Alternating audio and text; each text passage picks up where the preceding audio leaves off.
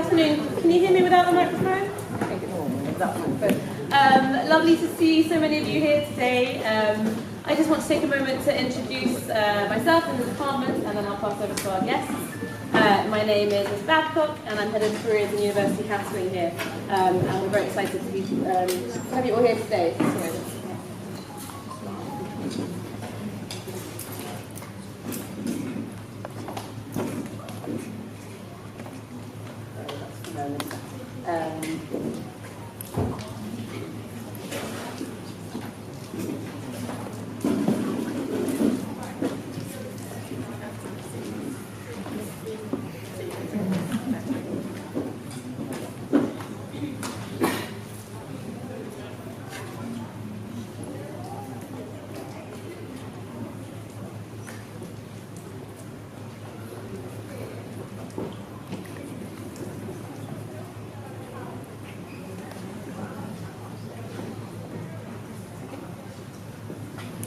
Sorry, I might have to change the computers together.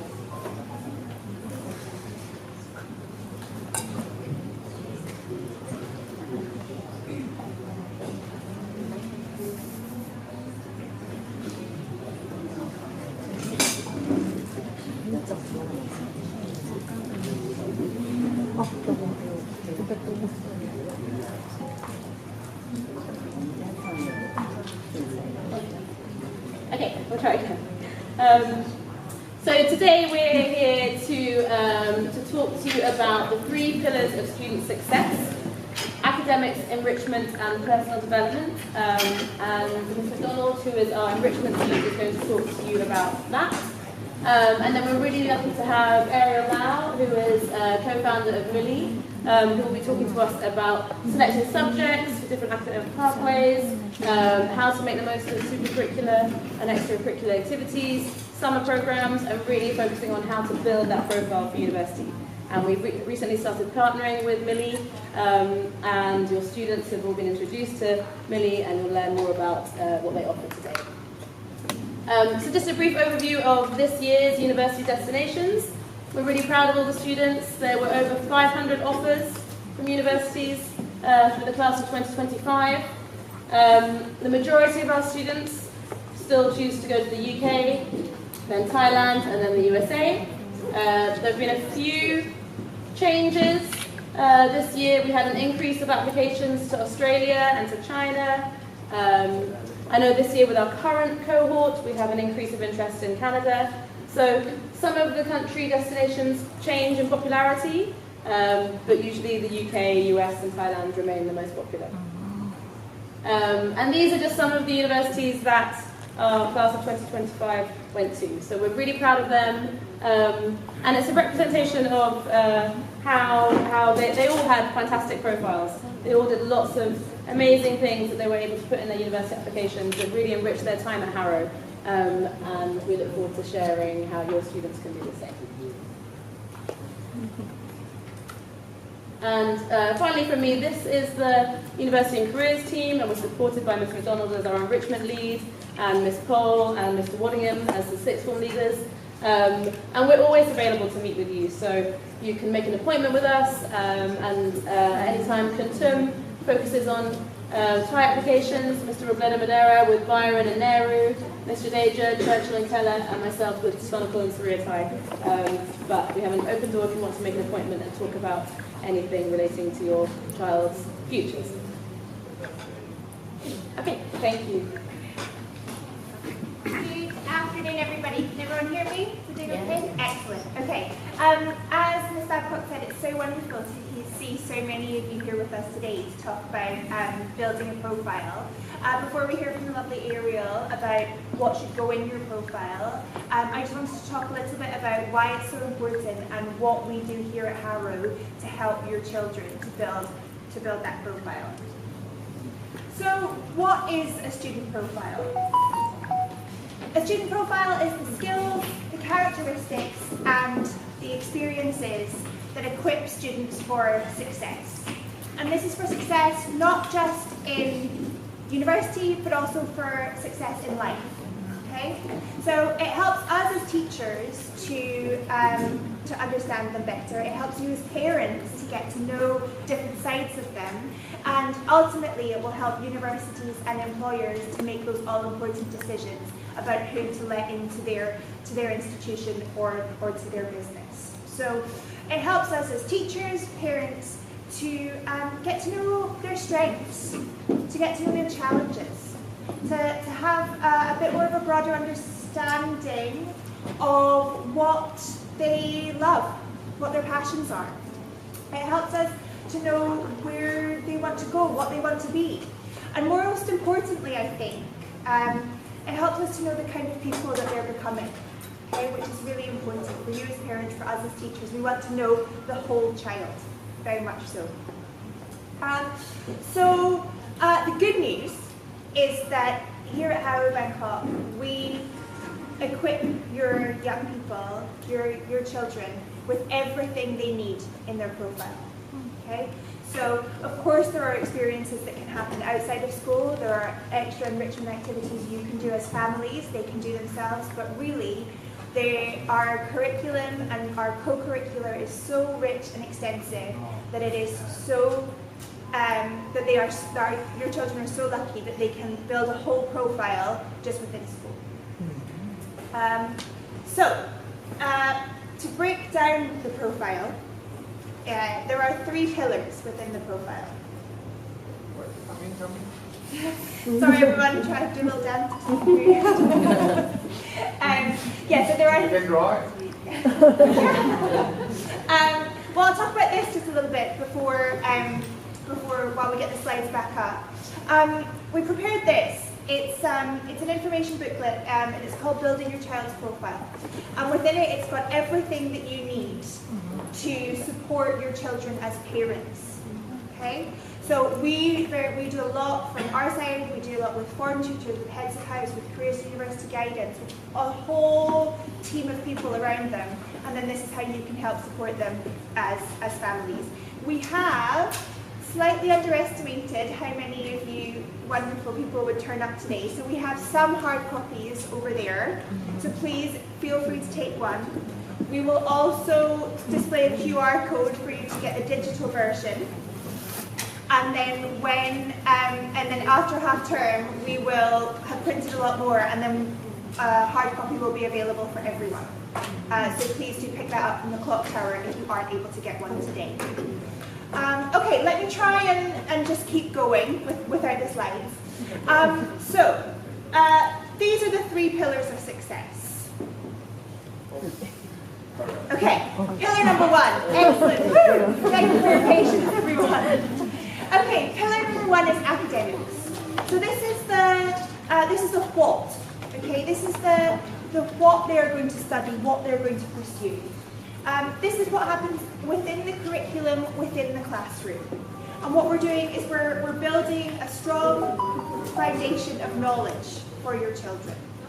And within that, we equip them with intellectual growth, and we equip them with critical thinking skills. And this is where they start to find out what it is that they might want to do. Alongside that, we have enrichment. This is something I look after for SR5 and 6th form, and something that's encompassed by our co-curricular activities. Mr. West, our new director of co-curricular, his mandate is to improve on what we already have, and what we already have is so fantastic. We have hundreds and hundreds of activities, as you know.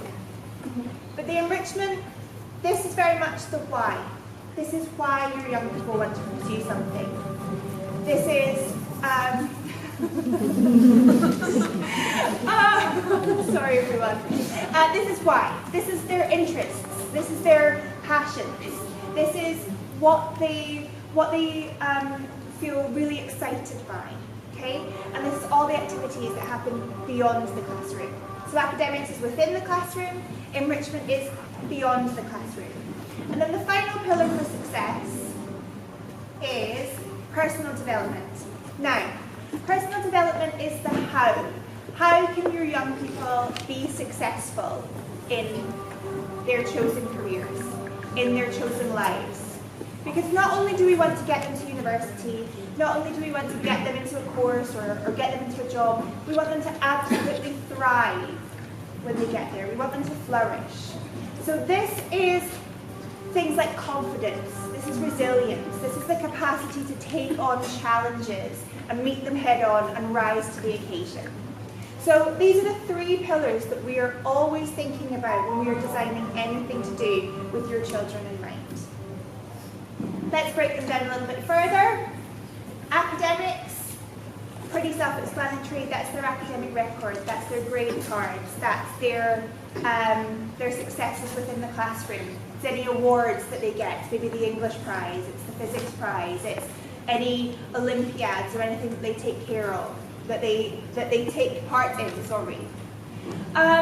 Within enrichment, it's all the after-school activities they do, but it's also their likes and interests, their hobbies, any work experience or internships they take part in, and any of those co-curricular activities. Okay? And then finally, the personal development, that's skills and qualities, their ambitions, their hopes, their dreams, their motivations and passions, and of course, all the leadership opportunities that we offer here at Harrow Bangkok. And I think it's important to say on that point that leadership doesn't just come from having a title. Okay? Leadership very much comes from being involved in different things, by showing yourself as a leader in the classroom, as a leader in your peer group. It's very much something that's an attribute and not just a title, and we believe very strongly in that. Okay, why? Why bother about this and why be purposeful when we're creating it? First of all, the first and most obvious is for university. We have lots of our students in the room today, and lots of you have real high-level ambitions. You really want to... I'm so sorry, everyone. This is like a comedy of errors, but thank you for bearing with me. Universities now more than ever the landscape is highly, highly competitive. There are more young people going for the same amount of places at university than ever before. Okay?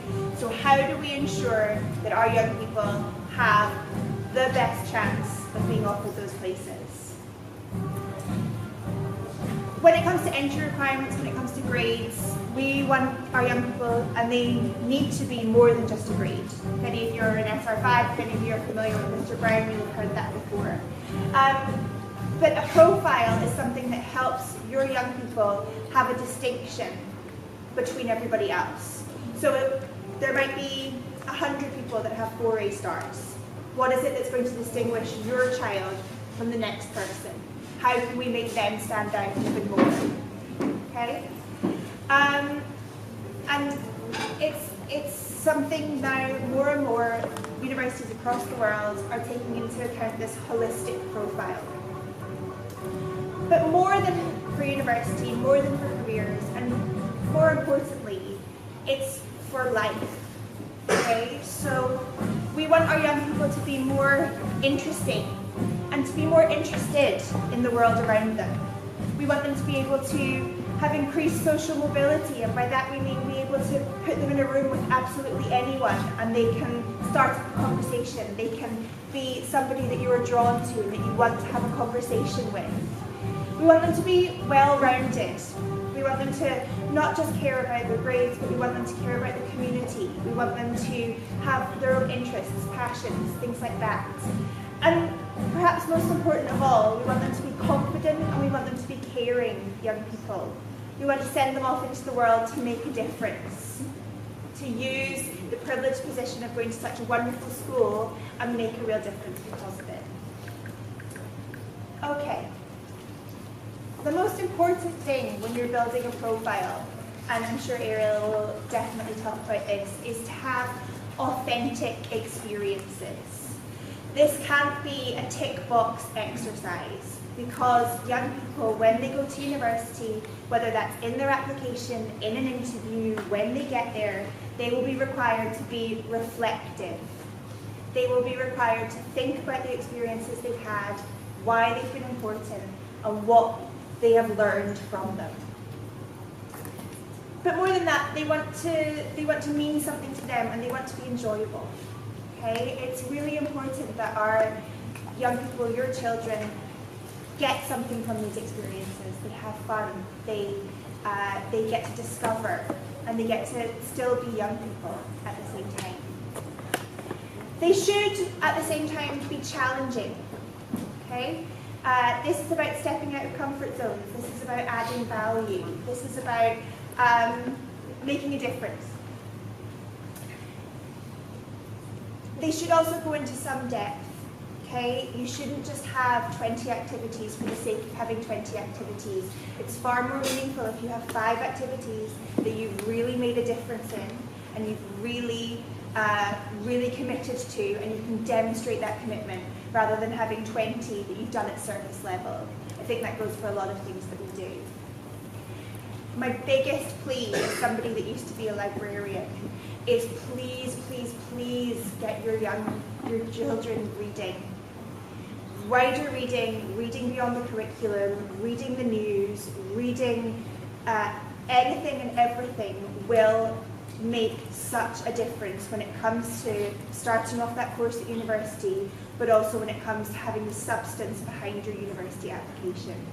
Please, please, please engage in books about engineering, engage in books about physics, engage with some of the fantastic subscriptions we have through the library about the world and global affairs and things that are going on. Again, it comes back to being a more interested and interesting young person. And finally, your children are so busy, okay? They get to school every day for 7:30. Some of them, most of them are here until 5. That's such a long school day to then also go home and do homework and do extra things, okay? Because of that, it's so important that they believe in what they're doing, okay? They're doing so much to build their profile as it is at Harrow. They have HRP, EPQ, extended curriculum, option E, they have so many things. So it's important that they believe in and want to do the things because they are still young people, they are still children at the end of the day, and we want them to have a fantastic experience. Okay, that's more than enough for me. Thank you so much to everyone for your attention and for bearing with us through slides and music and everything. This is the link to this book.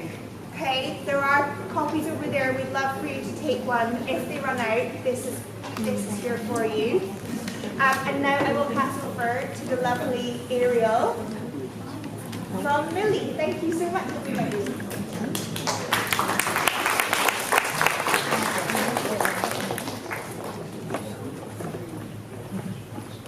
Hello, everyone. Maybe I can try mine since we have quite a big crowd here.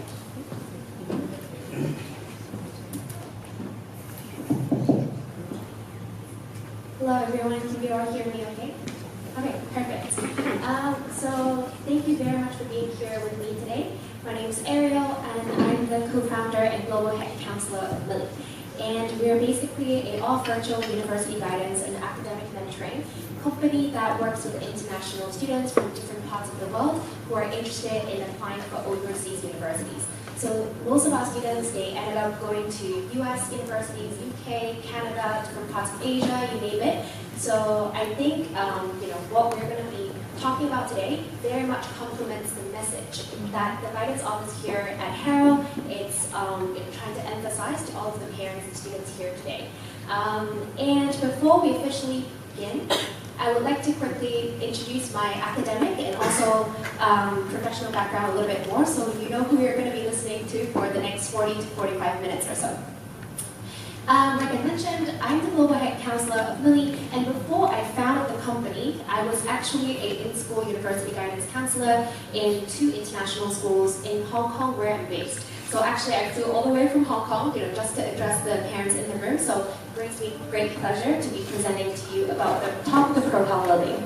And when I was an in-school guidance counselor, it definitely felt extra special because I was actually in the UWC in Hong Kong, and I was actually a former student at the UWC. So basically I'm going back to my alma mater and started their first ever full-time university guidance office. So definitely feel very bittersweet to be going back to my alma mater and seeing all of the lower year students try to achieve their university goals. In terms of my academic background, so I mentioned that I was from the UWC in Hong Kong, and after graduating from the UWC, I went on to Cornell University in the US for my undergraduate degree. I was very lucky to be comparing offers from a few different university destinations. I thought about going to a Hong Kong university where I was based in. I was also very lucky to get an offer to read geography at Cambridge University in the UK, and ultimately I chose to go to the US for my undergraduate. And it's, I would say in hindsight, this is a better option for me out of the three because of the very flexible curriculum that I was exposed to in the US. I can change major, I can take different courses. I was a student that I had a lot of academic interest, but I was also not quite sure what I want to study, so I didn't really want to narrow down the choices so soon. So being in the liberal art curriculum in the US, it really helped me solidify my academic interest and later on find a path that I really wanted to go forward with. So I was admitted to Cornell as an urban planning major, and then I ended up switching school to the School of Business. So I graduated with a business administration degree, and now I'm an educator. So to the students in the room right now who are a little bit confused about what you want to do, what you want to study, just be sure that, go with your passion, whatever it might be currently, and later on you may find you have changing a lot of times throughout the course of university or throughout the course of your career, and that's completely fine too, right?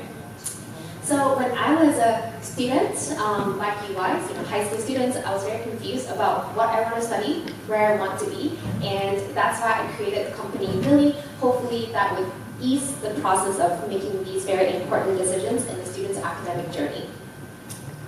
So now, in terms of today's topics, right? So what are we going to be covering in terms of, just general student profile building, right? So first and foremost, I want to echo, what the colleague here at Harold just mentioned. We always start with academic planning, right? So this is the first and foremost, somehow like an entrance ticket. When you're going to top universities and students might be thinking about, I would say academic is definitely the first and foremost thing that we need to hammer down. And I always get the question as like, Ariel, I see, this particular students not doing so well in the A-levels, but somehow got into an Ivy League institution in the US, right? So they always mention this one very outlier case and think that without the academics, they can also aim very high. But I would say that this is definitely, as students, this is the foundation of your academic performance, and we definitely need to plan it well to make sure that it aligns with what you want to study in the future. And then number two, that's when we're going to talk about extracurricular planning. So, what some of the colleagues just mentioned, it's very important to set yourself apart from other students that have equally high academic achievements as you will have, when you get to A-levels. So how do you separate your profile from other students who might be sharing the same academic interest and performance as you? And last but not least, I think we just started the school year, but then it's not too early to think about what you're going to do in your upcoming summer holidays, and I'm here to share a few ideas and the reason why it's very important to plan out for these longer holidays in advance. Okay? So I'll leave some time for Q&A in the end as well, so feel free to let me know if you have any questions. Feel free to stop me in the middle of the slide as well. I'm more than happy to answer any questions. Now, in terms of academic planning, right? So I think this session I want to be a little bit more interactive, especially for the students in the room. I see you guys. Feel free to answer some of the questions that I have. Yeah. Okay. So when we are planning for academics, right? So I think there are usually two approaches where students would plan their academics. One is for the type of students that already kind of know what they want to study in university, right? So that is sort of like, okay, you have the end goal in mind, and I just need to figure out what are some of the academic subjects and also the performance that I need to obtain to get to where we want to go, right? So with the end goal in mind, this is more like top down, right? So I have the goal, and I just need to reverse engineer what I want to do now, right? And then the other approach is bottom up. So kind of like what I did, with my academic planning. I have a lot of interest right now in high school, but I don't know where they could lead to, right? So that is a little bit more confusing. So I'm sure some of the parents in the room, you may see that, okay, my son or my daughter is doing pretty well, right now in the sciences, but, do they want to be engineer, or do they want to just take pure science, or do they want to go into like math or like data science or AI robotics? Not sure, right? So there's a general interest, but not sure where the end goal is, okay? So either way, it's completely fine. But then when you are planning out for the academic journey, it's very important to understand a few points. One, you need to first understand your current academic interest, right? So what are you good at right now? And what is your best subjects at school, right? What do you feel like it's the most interesting, most enjoyable for you to study at the moment, right? So that is a pretty good indicator that, okay, going forward, these would also likely be your subsequent IGCSE subjects or your subsequent A-level subjects leading up to your university major, right? So understanding your current strength is important. And then your path that you're going to choose right now, it's potentially going to impact what you can choose in the future, right? So you don't want to run into the situation where, okay, I find out that I really like STEM subjects, but I'm not taking the right level of sciences or the right level of math. This could cut your path short if you do not choose the right subjects at the current moment, right? So having that end goal a little bit, at least a direction in mind would also be helpful, because then you can screen out, okay, so I need these subjects at A level, and I need to obtain a certain level of grade in order for me to achieve or to bridge to the university that I'm interested in, right? Now, there are different academic streams and potential major that your current subject could lead to. So let's say if you are more interested in the sciences, right? So right now, if you're good at your physics, your chemistry, biology, so those could lead to things like engineering, biochemistry, medicine, right? Natural sciences. So these are like the different pathways that you can aim for at university. And if you're more interested in humanities, so students who are good at writing, really like English literature, that kind of subjects, it could potentially lead to things like law, history, different languages, philosophy, English literature going forward. And obviously we have the students who are more interested in arts. So even if just like arts, there are a lot of different types of arts in university as well. So it could be like more art history, fine art, but then there are also the more modern type of degrees like game design, illustration. Actually, game design is very, very popular. It combines a little bit of tech, like STEM, but then at the same time also has that creative and artistic elements, right? And then last but not least, if it doesn't fall under the previous three categories, there's a very good chance that it's in the social science category, right? So a lot of things like journalism, international relations, politics, these are more interdisciplinary majors, where we can group it under the umbrella of social sciences. Now, a quick quiz, right? For the students in the room, actually. Okay, if you are interested in engineering, what A-level subjects do you feel like you need to study? Anyone? Raise your hand. Or shout out the subjects. Physics. Physics. Okay, good. Anything else?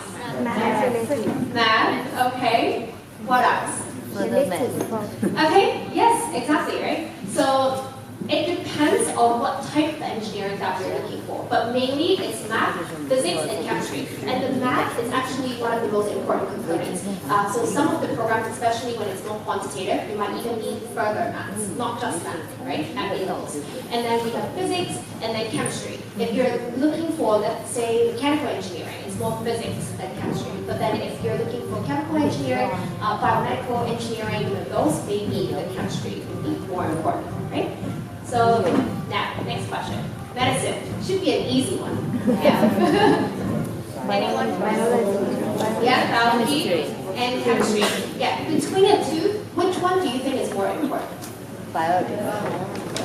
Yeah, common knowledge is biology. Actually, a lot of the times chemistry is more important out of the two. And sometimes they would place a very firm condition on chemistry specifically. So let's say they would request A star for chemistry. They may not put a specific condition on your biology. So it depends on the university and the specific program. So students need to be really, really solid with their chemical knowledge. Right? Okay, very good. Now, this is a slightly harder one because it's more interdisciplinary, and then there isn't really like a subject in high school that directly corresponds to international relations, right? So what's our guess here? Geography. Yeah, history. Okay. Anyone else? Geography. Okay. Good. So sort of like social science, humanities-oriented subjects. Anything else that you feel like would be helpful? Yeah, exactly. Right. So some languages would be very helpful, right? So economics would also be another good one because a lot of the times like current affairs or like, it also links with macroeconomics, right? So that could be really helpful. History and then also some languages, right? So English could be one. And then this is an even harder one. Yeah, so architecture. What do you think? Architecture.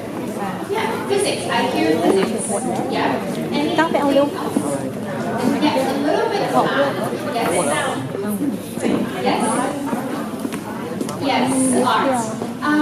And in terms of architecture, a lot of the times, when you look at the specific programs, they may not have a very clear instruction as to what subjects you might need in the A-levels. Or sometimes they would specify, one subject or two subjects, but it's not as hard a requirement as some of the other programs that we saw, like engineering or medicine, right? But then, these are definitely good to have.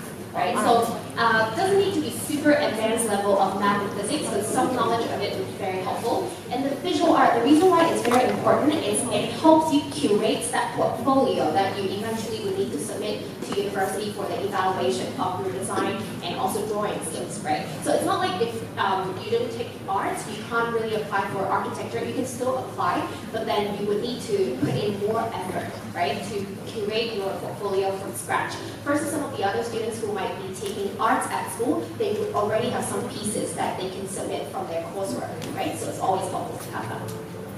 So thank you very much for the participation. It's excellent. Now, going into the second part of academic planning, right? So a lot of the students think that academic planning is only the subject that you take at school. But a lot of times when we get to university application level, there are extra tests that we need to take to make sure that you are fitting the admissions requirements. And exactly what are those, right? So for quick show of hands, which families in the room are aiming for UK as a study destination? UK. Can you raise your hand? Okay, quite a few. What about US? US. Okay, also quite a few. What about Canada? Okay, pretty even between UK and US. So I think this is also the focus that we're going to be. Don't know yet. Don't know yet, right? Or rest of the world, or too early. Some of the parents. Yes, completely fine. So we're going to look at UK, US specifically, because these two countries definitely have the most requirements that students need to definitely need to meet before they are eligible to apply for universities there. And if you meet the requirements of one of these two or both of them, there's a very good chance that you'll meet the requirements of other countries' university applications as well. So now, in the UK university entrance test, there is a couple of categories of students that need to pay attention to their test requirements. So for students aiming for elite UK universities, especially Oxford or Cambridge, or other very competitive subjects like medicine, dentistry, or PPE, right? Like very famous politics, economics, philosophy degree at Oxford, right? And also some of the sciences program, especially offered by universities like Oxford or the Russell Group universities.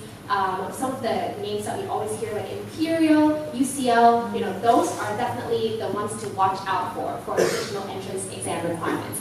So depending on what program you choose to apply for, or course you choose to apply for, let's say humanities on the left-hand side, right? Oxford, some of them, they would have additional test requirements, but some of them would just be the interview process, right? Versus if you're looking at life sciences, definitely, some of the programs would require additional exams, while some of them would be the pre-interview assessments or just going into interview. But if you're aiming for courses like law, economics, physical sciences, right, and then math programs, a lot of the times you would definitely need to complete additional entrance exam, and those are very hard to prepare for. And how you do in the exam results directly affect your chances of getting into the program, or whether or not you will be offered an interview place even, right? So very important. And then if you're aiming for medicine, dentistry, definitely you would need the UCAT, UCAT as the entrance exam, right? And then a lot of the times you would also have a very rigorous MMI, like multiple mini interviews for you to assess the eligibility. Yes. So in terms of slightly lower than Oxford, you have the Russell Group, right? So I would say for humanities and life sciences program, most of the Russell Group universities, they do not have any additional entrance exam requirements. But then if you're aiming for competitive programs or like some of the more pre-professional programs, like the columns on the on the right-hand side of the screen, then sometimes you would need additional entrance exam. And obviously for medicine, dentistry, either way, you would have to complete the UCAT. And with non-Russell Group University, then only, I would say the medicine and dentistry, we need to watch out for additional test requirements. And if you're aiming for, let's say, law program, the LNET, there are quite a few universities that are under the LNET category, so we also need to pay attention to that. So yeah, like if I have to give a quick rule of thumb, if you're looking at pre-professional courses at higher ranked university, then this is a pretty good indicator that you should definitely check the entrance exam requirements, right? But then if we are looking at Russell Group or non-Russell Group universities, then maybe we can be a little bit more relaxed in terms of the test preparation. Okay? Now, on top of the UK entrance exam, there's also the SAT, ACT, more for US and some of the other global university destinations as well. Okay, looking at the next slide, let's demystify the SAT and ACT a little bit, very quickly. Who in the room think that SAT and ACT are only for US universities? Can you raise your hand? Okay, I see a few hands, yeah. So we hear this a lot of the times, from our students. Okay, I'm not applying for US universities, do I still need to prepare for SAT or ACT? I would say the quick answer is not really, right? So SAT and ACT can sometimes be used as part of the testing requirements to satisfy other global universities' entrance or admissions requirements.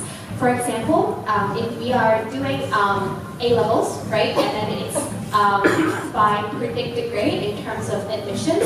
Let's say if we're aiming for universities in Singapore, like NUS, actually on top of the predicted grade, you might need to submit your SAT results as part of the entrance eligibility requirements, right? And on top of that, some of the EU universities, right, like Bocconi, in Italy, very good for students who are thinking about business or management or finance, right? Or IE University in Spain, also a very good business school that a lot of students would like to aim for. So they actually take the SAT or the ACT as a direct substitute for their school-specific entrance exam. So if you have that one test, you can send it to multiple universities, and it's not just for the US. Now, test optional versus test blind, especially important for those of you who raise your hand when you're thinking about applying for a US university.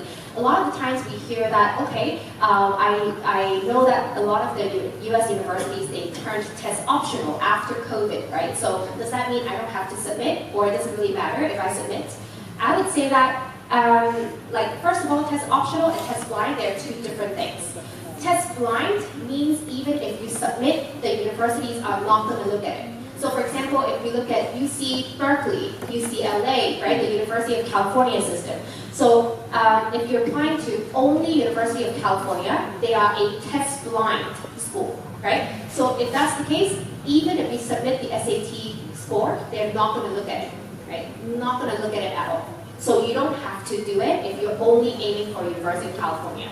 But I know a lot of the parents in the room, the students in the room, you're aiming for outside of California, maybe in the East Coast, right? Like the Ivy League universities, right? So they are, even if they are test optional, right? It means that they would take into consideration your test score, right? So if we're prepared for this process a little bit earlier, if you have time to study for it, if you have very good sense of score, then of course submitting it on top of your US university application would be a very, very good to have, right? To supplement your in-school university academic performance, right?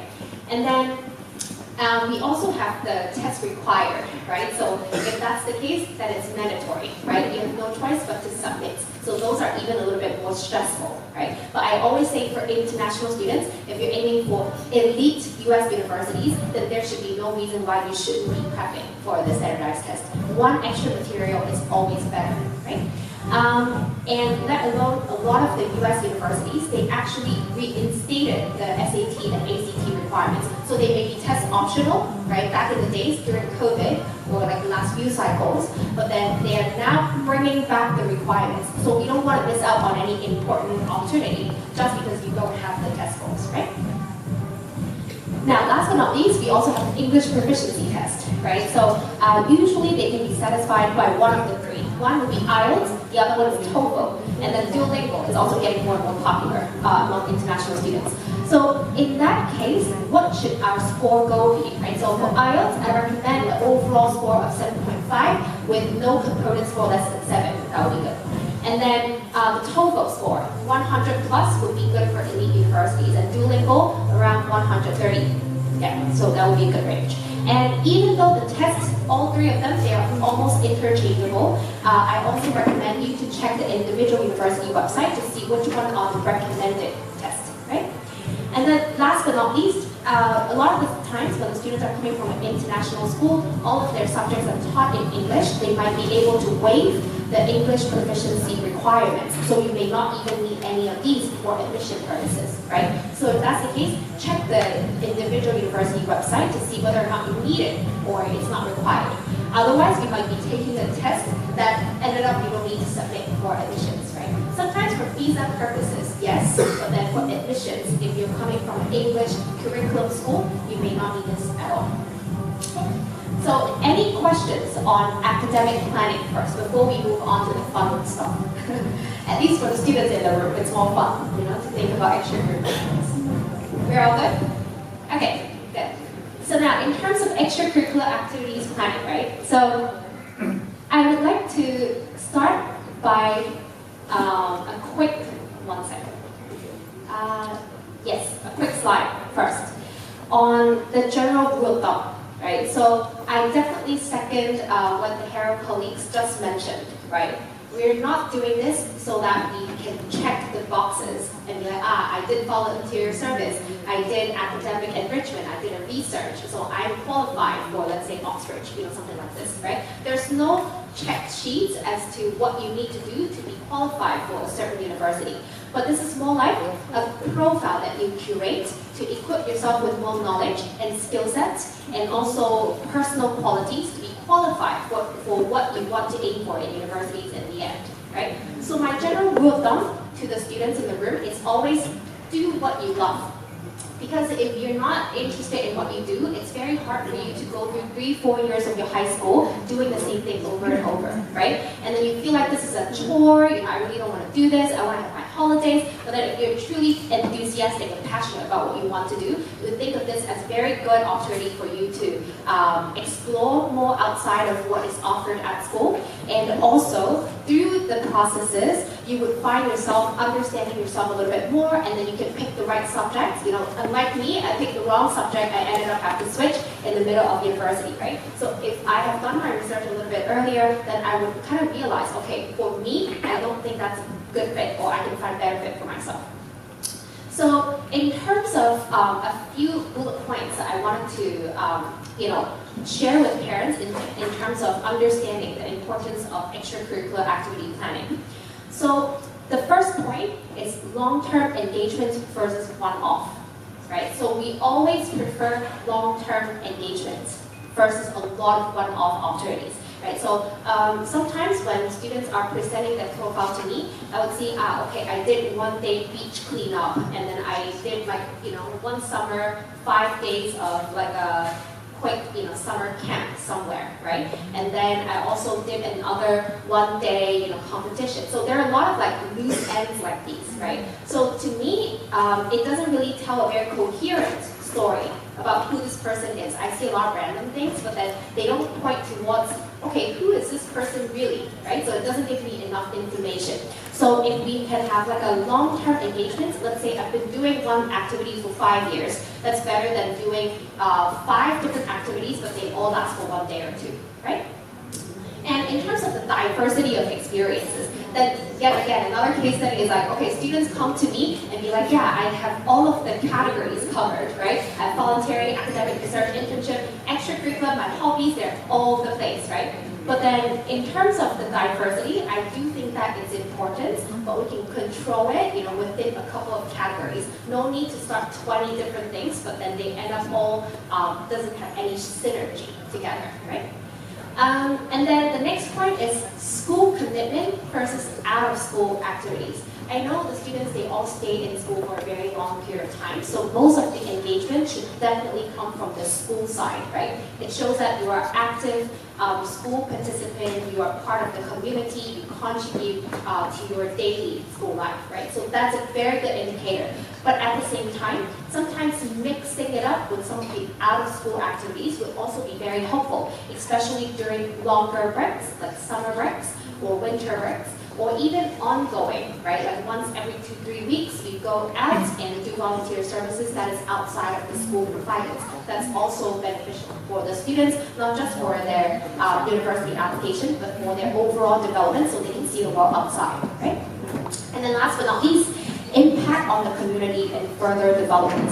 So with this particular point, it's very important for students who are thinking about U.S. universities specifically, because when you're thinking about U.S. universities, they really care about students' contribution to their community. So if they're making positive impact, if they care about the people around them, right? So this would be one of the clear indicator to the university that, okay, you care more than just about yourself, your own success, but then you also want to share your knowledge and ability for other people who may not be as privileged as you, right? So service is very important. And then I want to share one example of one of my former students, also from Thailand, and her project, you know, the passion project that she started, it sort of links up a lot of different interests and passion of hers. For instance, first of all, she's a very keen scuba diver, so she's a very good diver. And at the same time, her academic interest is around marine biology, right? So she designed a project where when she scuba dived, she would look at and observe the coral reefs in the region that she scuba dived in. And then she started gathering some of the raw data, right? And also documenting the coral reefs and their health situation, right? And then after that, she summarized her finding and then worked on an academic research paper on her own, like a shorter one, right? And then with the paper, she applied with the school and then got a slot to do a quick presentation and exhibition during one of the parent nights, right? So not only is she doing scuba diving as her hobby, she dived deeper and then linked it with her academic interest in marine biology. And then number 3, she doesn't just stop there. She also shared her findings with the community, right? So raising awareness of ocean protection, right? So that, from one activity, it hits multiple categories, right? So that's the kind of synergy that we want to see in the students' project. Now, if the students are confused about the methodology, right? Like how exactly do I start something like this? Or how should I be structuring my activity profile, right? So I have a very quick way of recommending this to you. So step one, okay, look at what you're already doing, right? So do not start new things first. What you're doing is already a pretty good indicator of what you enjoy, I hope, right? So look at let's say if you have 8 different activities that you're currently doing. Try to group them into categories, right? So let's say you have 8 things and then group them under pillars that you see are kind of similar, right, to each other. So let's say I can recognize 3 areas or 3 pillars, right? So from my existing activity, I have 8 of them and I can categorize them into 3 categories. So I'm just, giving an example. It could be writing, right? And then football, and then activism. Right? So writing could be, okay, I really enjoy, or I'm really good at writing. It could be academic essays. I also really enjoy creative writing. That could be one category. And then category number 2 is my sports, right? And football being my main sports. And then the third category, activism. I'm very interested in advocating for social affairs or current affairs that I feel strongly about, right? Or debating, I think that's also like part of the activism category. So now, you have your 3 main pillars, right? So under the pillars, you start populating the pillars with additional activities, still under the same category, right? So if you're writing, right? So on top of just writing leisurely, maybe you can start participating in essay writing competition. Maybe you can write for your school's newspaper, right? Or maybe you can do an academic research project that exercises your academic writing skills. Right? So that is different activity, but still under the same category. And then category 2, okay, football. So currently I'm just a member. Maybe I would aim to be the captain, right? So have a little bit of upward development is also good. And then activism. Okay, I'm currently doing like debating, and I also like doing public speaking about topics that I'm passionate about. How about teaching the knowledge to other people? How about reaching out to local nonprofit organization to ask for volunteer activity, right? That's also part of activism and really contributing your effort to make the community a better place, right? So once again, they are still within the same category, but they are all different activities. See, that creates synergy, right? And then it tells a very good story as to who the student is, right? Now, students would be like, okay, what if I have nothing? This is, yeah, like nothing. I just play video game, right? This is a very common sentence that I hear from all of my students every day. Okay, that's hard, right? So I think parents in the room, yeah, we need your help, right? Something is always better than nothing. So parents in the room, a lot of the time students start from leveraging their family connections or family friends, friend of a friend. Sometimes that's when the first shadowing experience or volunteer experience or academic research experience would come from, right? So if there's any connection or network right now, I think it's a very good time to utilize it, at least for the first opportunity, because it's the hardest to get through the first step, right? So if that's the case, you can line something up for your students so they are not like wasting time at home, right, doing nothing or just gaming. Then I think something is always better than nothing. And we know that some things are better than other things. Of course, we start, let's say, like a family favor internship. And now, with a better looking resume or CV, the students can maybe bridge to a different opportunity, right? If there's no first step, the CV remains empty the whole time, right? And if we have something like, let's say, nothing first, and then there's a one-off beach cleanup opportunity, right? And the students could go on to, let's say, asking for ongoing volunteer activities from the same organization, right? So it's all about like reaching out and taking the initiative to do a little bit more, right? The next step.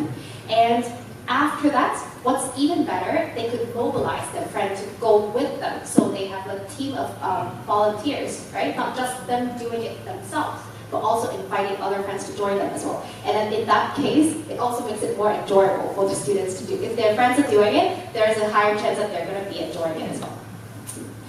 So in terms of how that's going to look like, I wanted to quickly click the button here.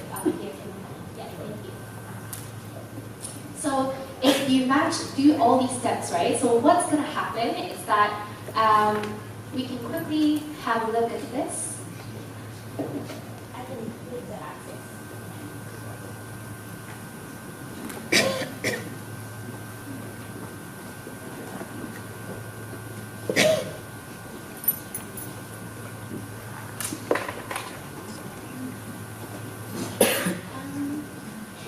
We can request the access and I can grant it immediately for you. Yes, perfect. So just wanted to show you if we do all the steps correctly, right? So what's going to happen is something like this. If I refresh, you should be able to see it. Yeah. Okay, perfect. So this is a sample Common App activity list, especially for students interested in the US. So what does all of these activities do in your university application, right? So this is the end results. So in the US application, there's actually a spot where you can insert 10 activities maximum, right? To showcase your student profile and what you're passionate about in and outside of school.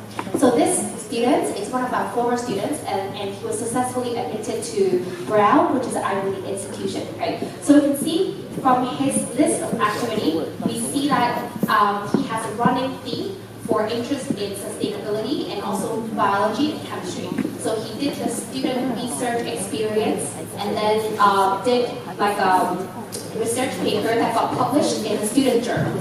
right? And then after that, he also founded his own club, which is the Pale Blue Dot Society, about recycling sustainability.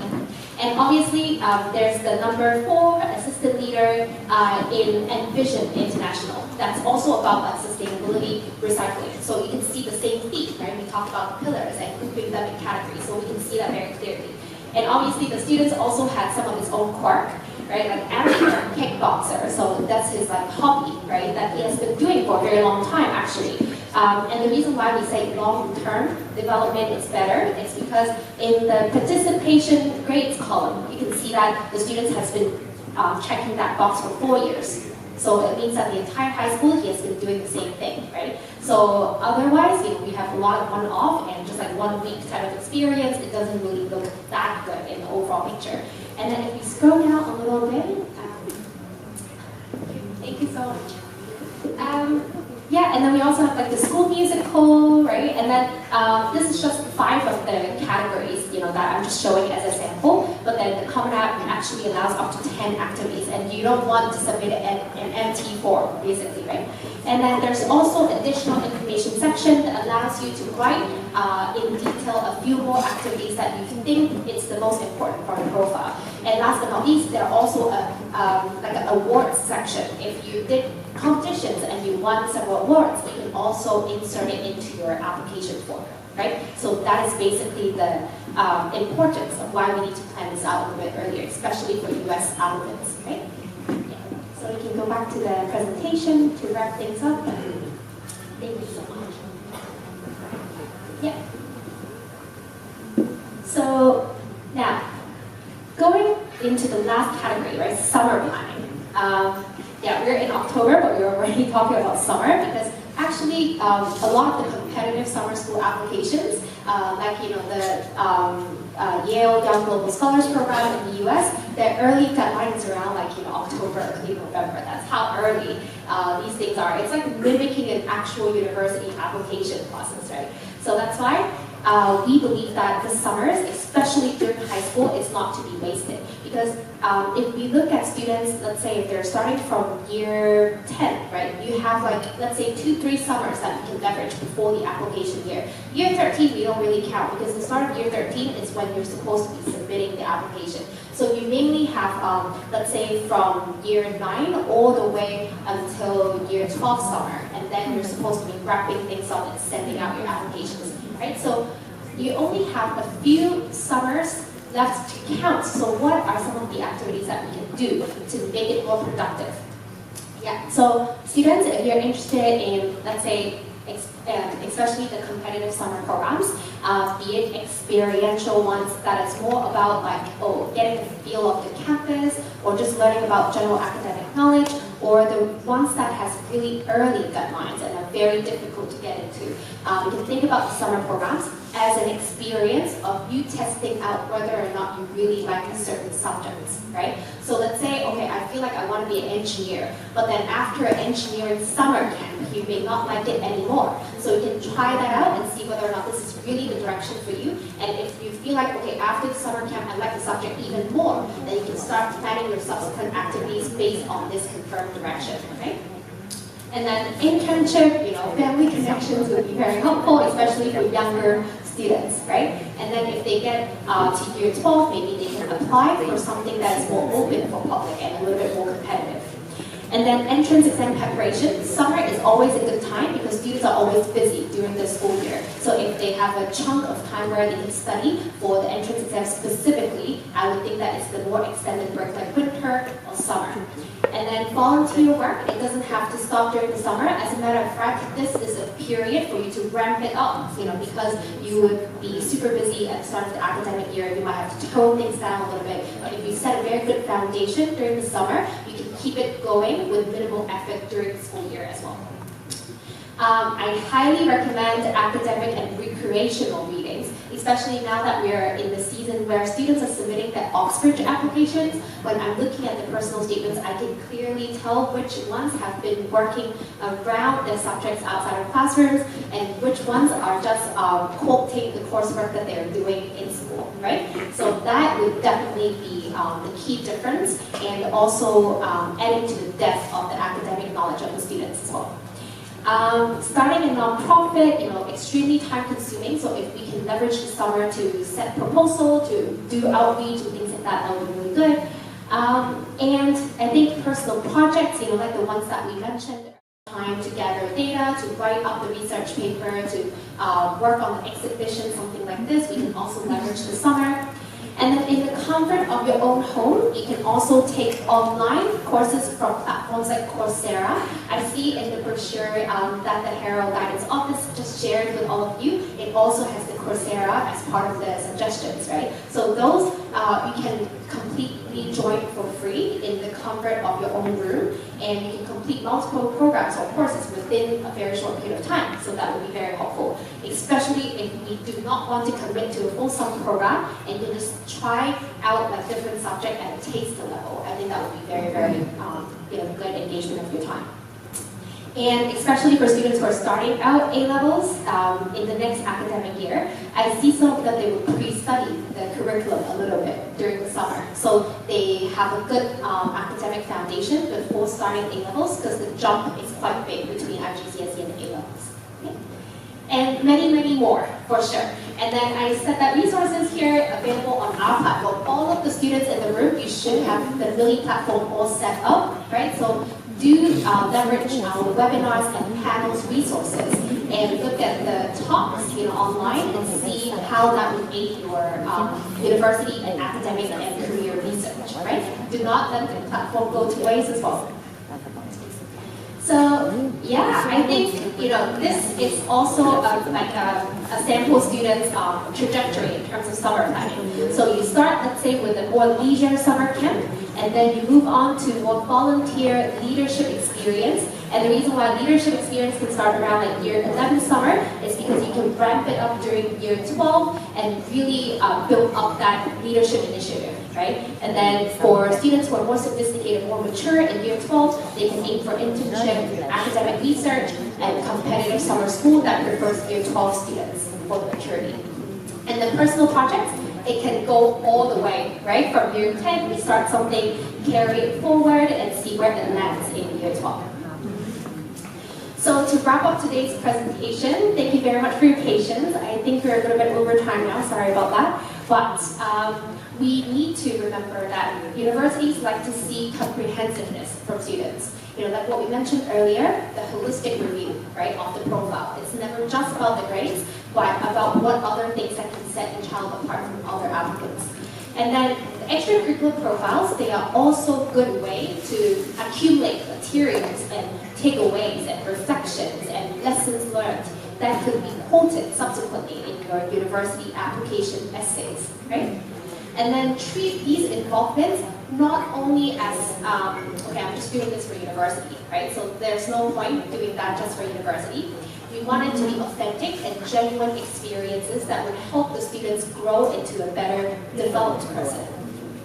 And last but not least, doing all of these activities will also encourage you to start the university research early, because going back to our first slide, remember academic planning, it depends on what you want to study and where you want to study, right? So the earlier we do this, the more accurate our planning is going to be going forward. So it's better to plan out your activities according to your major than doing a bunch of things that ended up, we realized is not relevant in year 12, that it would be a little bit too late.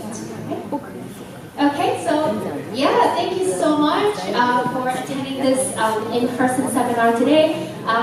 If you have any questions, we are here, to address any of them.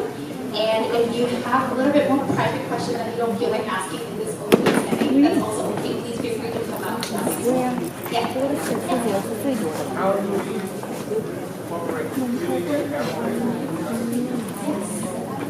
Yeah, of course.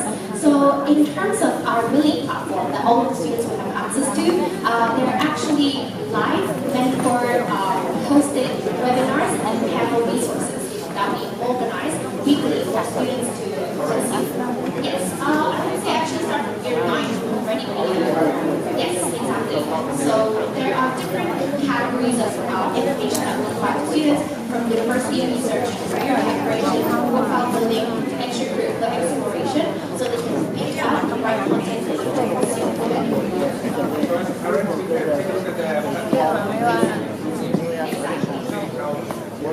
Yes, yes. So the students' school email address, if they already have an account within the platform, so as long as the students log into the data, they can email some resources and show their parents.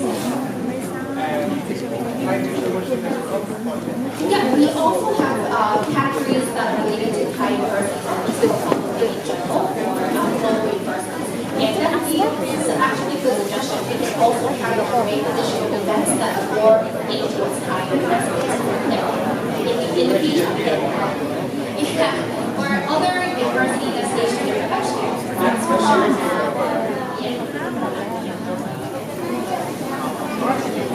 Okay, very good. Thank you, Sarah, for coming, and to all of you. And we'll be here for 2 moments if you have any further questions. Thank